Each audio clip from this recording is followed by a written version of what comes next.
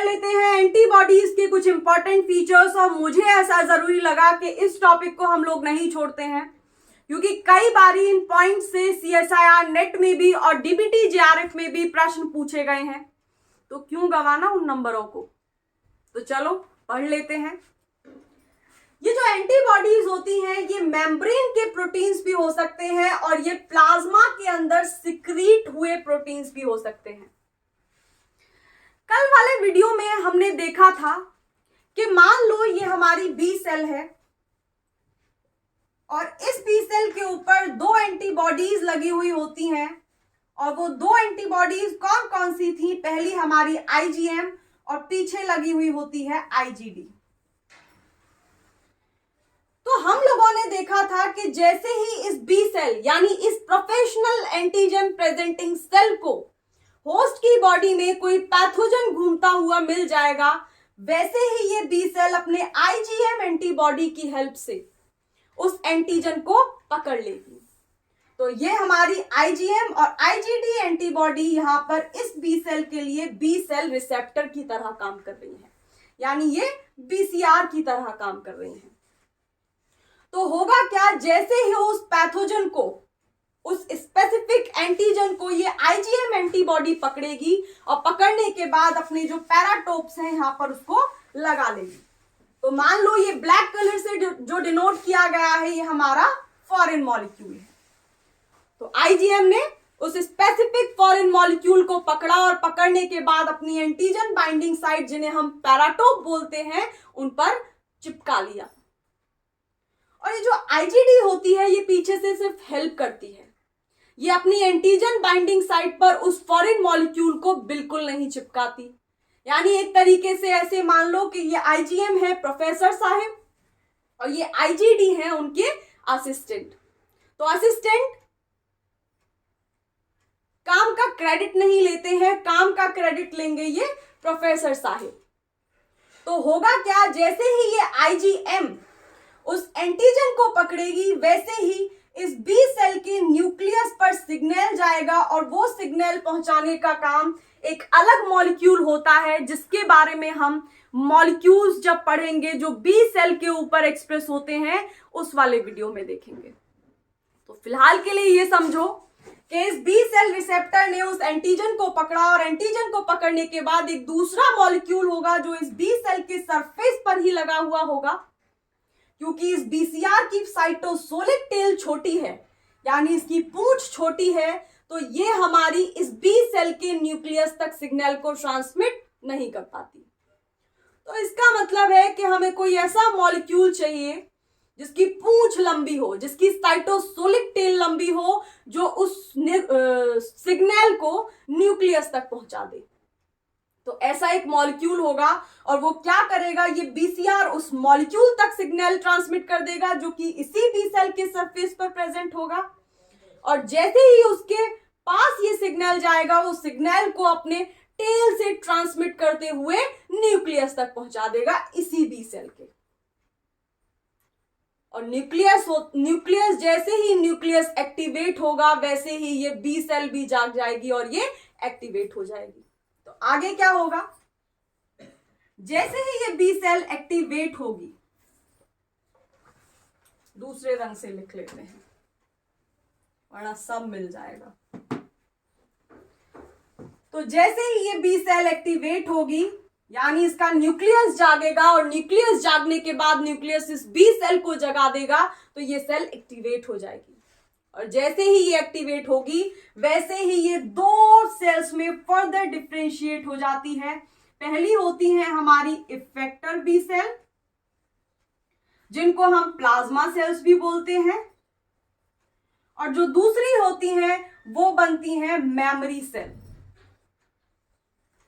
और ये जो सेल बन रही हैं ये प्राइमरी रिस्पॉन्स जनरेट करती हैं होस्ट की बॉडी के अंदर। तो इतनी कथा को दोबारा पढ़ने का क्या लॉजिक है?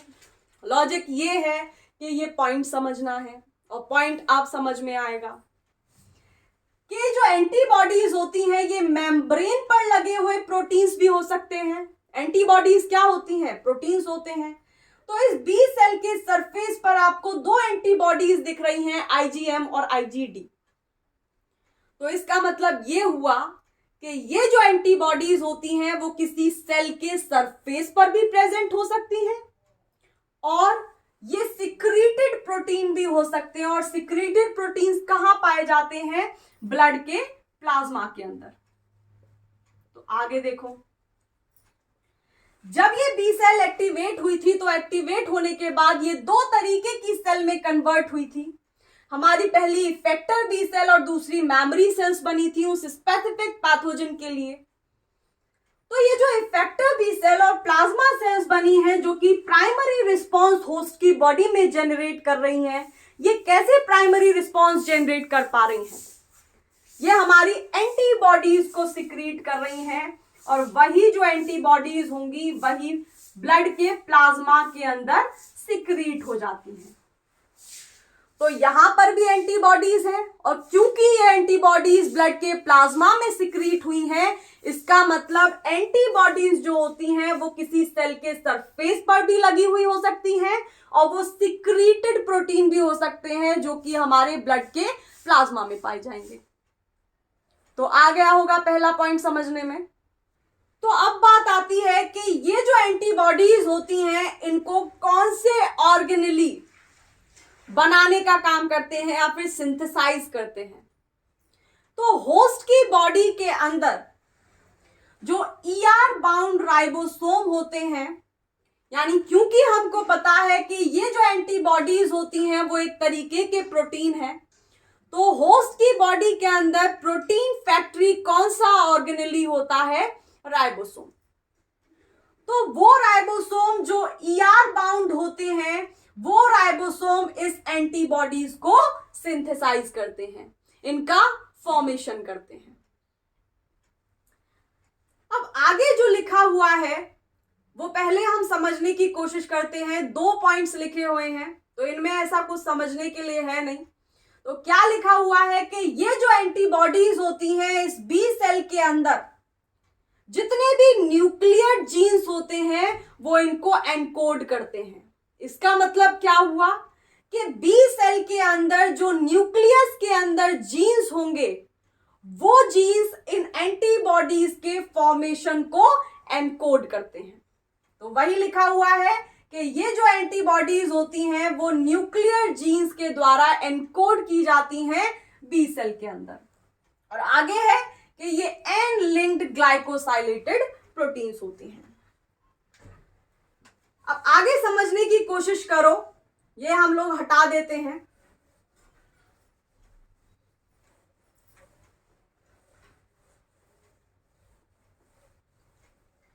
अब ये बात तो हो गई कि ये जो एंटीबॉडीज हैं कौन से जीन्स इनको एनकोड करते हैं या फिर ये किस तरीके के प्रोटीन्स होते हैं, क्या मेम्ब्रेन पर प्रेजेंट प्रोटीन्स होते हैं या ब्लड प्लाज्मा के अंदर सिक्रीटेड प्रोटीन्स होते हैं, किस तरीके के ग्लाइकोसाइलेटेड प्रोटीन्स होते हैं, क्या एन लिंक्ड होते हैं? तो हाँ, बिल्कुल एन लिंक्ड ग्लाइकोसाइलेटेड प्रोटीन्स होते हैं।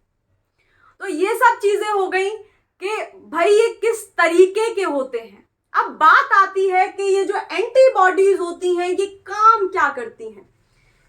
बनने के बाद जैसे ही इफेक्टर बी सेल इस एंटीबॉडीज को सिक्रीट करना स्टार्ट कर देती हैं तो इन एंटीबॉडीज का काम क्या होता है? तो नाम से बड़ा है काम।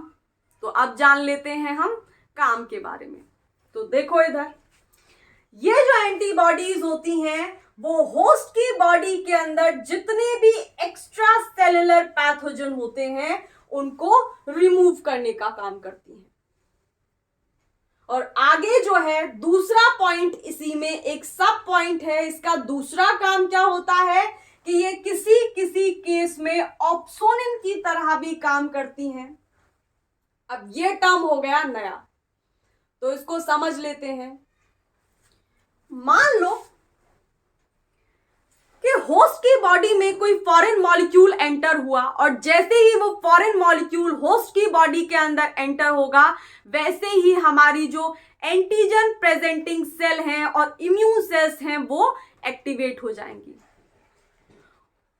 और ब्लड प्लाज्मा के अंदर ऑलरेडी ये सिक्रीटेड प्रोटीन यानी एंटीबॉडीज प्रेजेंट होती हैं, तो जैसे ही किसी एंटीबॉडी को, मान लो ये एंटीबॉडी है, इस एंटीबॉडी को वो फॉरेन मॉलिक्यूल नजर आ गया तो उसको वो पकड़ेगी, कौन, ये एंटीबॉडी, और पकड़ने के बाद उसको बाइंड कर लेगी अपने पैराटोप के ऊपर। यानी अपने जो पैराटोप्स हैं, इन पैराटोप से एंटीजन के एपिटोप्स को बाइंड करा लेगी। क्योंकि पैराटोप हमने क्या देखे थे कि पैराटोप होते हैं ताला और चाबी होती हैं एंटीजन के ऊपर प्रेजेंट्स एपिटोप। तो इतनी बात समझ में आई। तो अब हम लोगों ने क्या देखा कि जैसे ही फॉरेन मॉलिक्यूल होस्ट की बॉडी में एंटर हुआ, वैसे ही जो सिक्रीटेड एंटीबॉडीज होंगी वो उस एंटीजन के मॉलिक्यूल को पकड़ेंगी और पकड़ने के बाद अपने पैराटोप यानी एंटीजन बाइंडिंग साइट पर चिपका लेंगी। तो ऑप्सोनिन की तरह जो काम करती हैं एंटीबॉडीज, 5 में से 2 एंटीबॉडीज काम करती हैं। और वो कौन कौन सी हैं? एक होती है हमारी आईजीजी एंटीबॉडी और दूसरी होती है आईजीएम। अभी कहानी पूरी नहीं हुई, ये तो आधी है। तो पकड़ करके इसने इस एंटीजन को कर क्या लिया? क्योंकि अगर ये एंटीजन खुला घूमता तो ये होस्ट की बॉडी में कुछ ना कुछ डैमेज करता, कुछ ना कुछ मॉलिक्यूल सिक्रीट करता या फिर इम्यून सेल से लड़ने की कोशिश करता, अपने आप को बचाने की कोशिश करता। और बचाता कैसे? भागता अलग अलग जगह पे। लेकिन क्योंकि सिक्रीटेड एंटीबॉडी ने इस एंटीजन के मॉलिक्यूल को पहले ही पकड़ लिया, तो अब ना तो ये भाग पाएगा, ना वो मॉलिक्यूल्स को सिक्रीट कर पाएगा जो कि इसे बचा सके, मतलब एक फाइट नहीं दे पाएगा हमारे इम्यून सिस्टम को। तो यहां पर इस एंटीबॉडी ने बिल्कुल वैसा ही काम किया है जैसा हिंदी फिल्म में विलेन करते हैं। यानी इस एंटीजन की जो कमजोरी है उसका फायदा उठा लिया, उसके ऊपर एपिटोप्स प्रेजेंट थे और एपिटोप्स को अपने पैराटोप से बाइंड करा लिया, उसको जकड़ लिया। और जब जकड़ लिया तो अब मूव नहीं कर पाएगा, फाइट नहीं दे पाएगा, कोई मॉलिक्यूल को रिलीज नहीं कर पाएगा।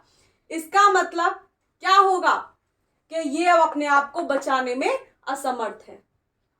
तो इस केस में ये जो एंटीबॉडी है वो ऑप्सोनिन की तरह काम कर रही है और इस प्रोसेस को हम नाम देते हैं ऑप्सोनाइजेशन। ये हम डिस्कस कर चुके हैं डिटेल में सेकेंड वीडियो के अंदर, जब हम लोग इनेट इम्यूनिटी के प्रोसेस के बारे में बात कर रहे थे। तो अभी कहानी पूरी नहीं हुई। अब क्या होगा? ये जो एंटीबॉडी है, मान लो ये आईजीजी एंटीबॉडी है और इस आईजीजी एंटीबॉडी के पास ये वाला जो रीजन होता है, जो इसकी पूंछ वाला रीजन होता है, इसको हम बोलते हैं एफसी रीजन। तो उसी होस्ट की बॉडी में इम्यून सेल्स होंगी, जैसे मैक्रोफेज होगी। और मैक्रोफेज किस तरीके से पैथोजन को मारती है? वो निगल लेती है और निगलने के बाद अपने जो लाइसोसोम कालकोट्री है उसमें फेंक देती है। और क्योंकि लाइसोसोम के अंदर बहुत सारे हाइड्रोलिटिक एंजाइम्स होते हैं और उसका पीएच एसिडिक होता है, तो पैथोजन का वहां पर कीमा बन जाता है। तो ये होगा कैसे? मान लो ये हमारी कोई मैक्रोफेज है, तो इस मैक्रोफेज के सरफेस पर ये है हमारी एक इम्यून सेल, जिसको मैक्रोफेज ही नाम दे दो। मैक्रोफेज को ऐसे डिनोट करेंगे, मैक्रोफेज नाम दे दो। इस मैक्रोफेज के ऊपर, इसकी सरफेस पर इस आईजीजी एंटीबॉडी के एफसी रीजन के लिए रिसेप्टर्स प्रेजेंट होंगे। और वो कौन कौन से रिसेप्टर्स होंगे ये हम लोग बात करेंगे जब हम लोग आईजीजी एंटीबॉडी को डिटेल में पढ़ रहे होंगे। तो फिलहाल के लिए ये समझो कि ये एंटीजन को जकड़ करके करेगी क्या। तो अब क्या होगा? इसके ऊपर, इसके सरफेस पर रिसेप्टर प्रेजेंट होंगे। और चलो रिसेप्टर की भी अभी बात कर लेते हैं। तो ये रिसेप्टर जो होते हैं आईजीजी एंटीबॉडी के लिए 3 हो सकते हैं। किसी सेल के ऊपर यानी किसी मैक्रोफेज के ऊपर CD16 हो सकता है, किसी के ऊपर CD32 हो सकता है, किसी के ऊपर CD64 हो सकता है। और रिसेप्टर के बारे में हम लोग जानते हैं कि रिसेप्टर जो होता है वो होता है ताला, और चाबी होती है उसकी दूसरा मॉलिक्यूल। और उस मॉलिक्यूल का जो डेड बोल्ट होना चाहिए, मतलब उसकी जो रचना होनी चाहिए वो बिल्कुल ताले के डेड बोल्ट के जैसी होनी चाहिए, तभी उन दोनों का इंटरेक्शन हो पाएगा और ये रिसेप्टर खुल पाएगा, यानी ये ताला खुल पाएगा और आगे का जो प्रोसेस है वो आगे बढ़ पाएगा। तो अब क्या होगा, जैसे ही इस आईजीजी एंटीबॉडी को ये एंटीजन के मॉलिक्यूल मिले तो ये अब इनके एपिटोप्स को पकड़ेगी, अपने पैराटोप्स के साथ इंटरेक्ट कराएगी और इंटरेक्ट कराने के बाद भागेगी सीधा इस इम्यून सेल यानी मैक्रोफेज के पास कि भाई हमने बाहर का कोई फॉरेन मॉलिक्यूल पकड़ा है। और क्योंकि इस मैक्रोफेज के ऊपर इस आईजीजी एंटीबॉडी के लिए, इसके एफसी रीजन के लिए, ये वाले रीजन के लिए, इसकी पूंछ के लिए रिसेप्टर हैं, तो ये हो गया ताला और ये हो गई चाबी। ये इस पर बाइंड करेगी और बाइंड करने के बाद क्या होगा, मैक्रोफेज एक तरीके से ही पैथोजन को खत्म करती है एंडोसाइटोसिस करके, उसको निगल के। तो अब क्या होगा, ये एंटीबॉडी पहुंच गई यहां, लेकिन अब इसके पास लगे हुए हैं एंटीजन।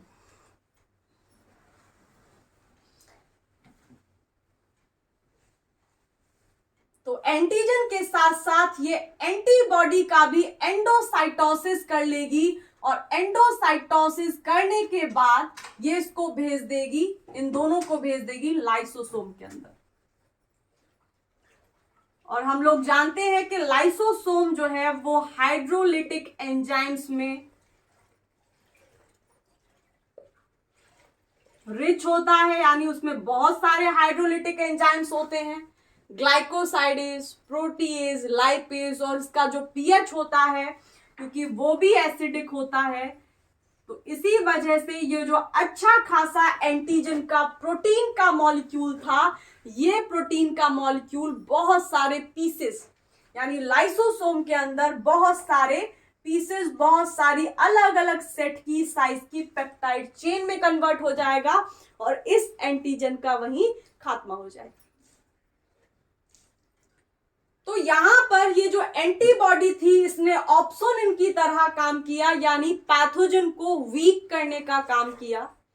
तो इस प्रोसेस को, जहां पर पैथोजन को हमारी कोई भी इम्यून सेल या इम्यून मॉलिक्यूल कमजोर कर दे, तो उसको हम बोलते हैं ऑप्सोनाइजेशन। और आगे एक और काम करती हैं ये एंटीबॉडीज, ये एडीसीसी में इन्वॉल्व होती हैं। इसी प्रोसेस को हम एडीसीसी बोलते हैं कि ऑप्सोनाइजेशन के बाद इतना ऑप्सोनाइजेशन, और ऑप्सोनाइजेशन के बाद ये जो मैक्रोफेज ने इस एंटीबॉडी के साथ साथ इस एंटीजन को जो निगला है, इसको हम बोलते हैं एडीसीसी, यानी एंटीबॉडी डिपेंडेंट सेल साइटोटॉक्सिसिटी। यहां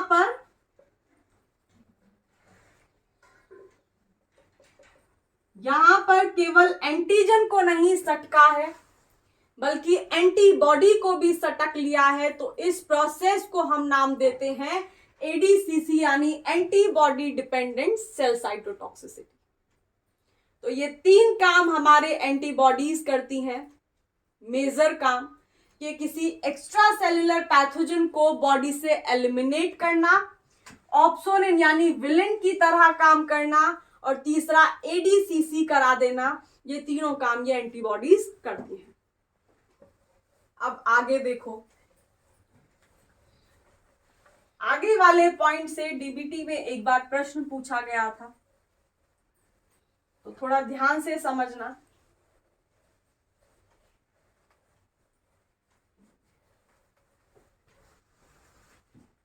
मान लो ये हमारी कोई एंटीबॉडी है, कोई सी भी, और इस एंटीबॉडी के ऊपर हमको पता है कि यहां पर दो एंटीजन बाइंडिंग साइट्स होती हैं, जिनको हम नाम देते हैं पैराटोप।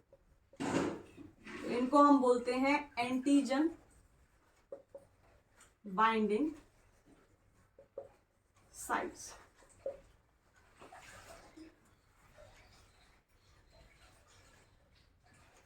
और जब एंटीबॉडी है ये ब्लड के प्लाज्मा में सिक्रीट है, जैसे ही इसको कोई फॉरेन मॉलिक्यूल नजर आया तो जैसे ये फॉरेन मॉलिक्यूल है यानी ये एंटीजन है। बार बार बात कर चुके हैं कि ये जो एंटीजन होते हैं ये मल्टीवैलेंट भी हो सकते हैं, पॉलीवैलेंट भी हो सकते हैं और मोनोवैलेंट भी हो सकते हैं। तो ये जो एंटीजन है इसके ऊपर लगे हुए होते हैं एपिटोप्स। पूरे एंटीजन को ये एंटीबॉडी रिकॉग्नाइज नहीं कर पाती है, सिर्फ स्पेसिफिक साइट्स होती हैं जिनको ये रिकॉग्नाइज कर पाती है और इनको हम नाम देते हैं एपिटोप्स। ये इस एंटीजन के ऊपर एपिटोप्स हैं।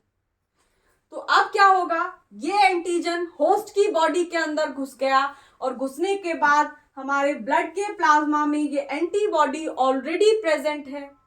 जैसे ही इस एंटीबॉडी के पैराटोप को इस एंटीजन के एपिटोप्स दिखेंगे तो ये हो गए ताले और ये हो गई चाबी। एक एक करके ये जो ताले हैं यानी ये जो एंटीबॉडी है अपने ताले के अंदर इन एपिटोप्स की चाबी लगाकर देखेंगे और जिसके साथ जिसका डेड बोल्ट मैच हो जाएगा की का, वो उसी से खुल जाएगी। तो वो वाली जो पैराटोप होंगे वो उस वाले एपिटोप से बाइंड कर जाएंगे।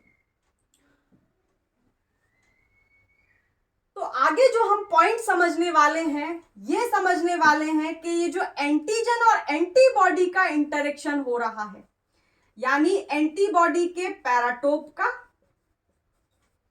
और एंटीजन के एपिटोप का जो इंटरेक्शन हो रहा है, जो मेल मिलाप हो रहा है, वो कोवलेंट इंटरेक्शंस होते हैं या नॉन कोवलेंट इंटरेक्शंस होते हैं। यानी कि वो बहुत स्ट्रॉन्ग इंटरेक्शंस होते हैं या ऐसे इंटरेक्शंस होते हैं जो कुछ टाइम के बाद अलग हट जाएंगे। तो ये जो इंटरेक्शंस होते हैं इन दोनों मॉलिक्यूल के बीच में ये नॉन कोवलेंट इंटरेक्शंस होते हैं। इसका मतलब ये थोड़े टाइम के बाद दोनों मॉलिक्यूल्स की जो साइट्स हैं पैराटोप और एपिटोप एक दूसरे से अलग हो जाएंगी। और ये जो नॉन कोवलेंट इंटरेक्शंस होते हैं ये एंटीजन और एंटीबॉडी के बीच में कौन कौन से इंटरेक्शंस हो सकते हैं? आयनिक इंटरेक्शंस हो सकते हैं, हाइड्रोजन बॉन्डिंग, हाइड्रोफोबिक और वॉन्डरवॉल, यही नॉन कोवलेंट इंटरेक्शंस में आते हैं। तो ऐसा भी हो सकता है कि किसी किसी केस में एंटीजन और एंटीबॉडी का जब इंटरेक्शन हो रहा है तो दो इंटरेक्शंस भी काम कर रहे हो, दो नॉन कोवलेंट इंटरेक्शंस। ऐसा भी होता है कि सारे के सारे काम कर रहे हो। तो एक और पॉइंट ऐड कर लो कि some of these interactions form antigen and antibody complex.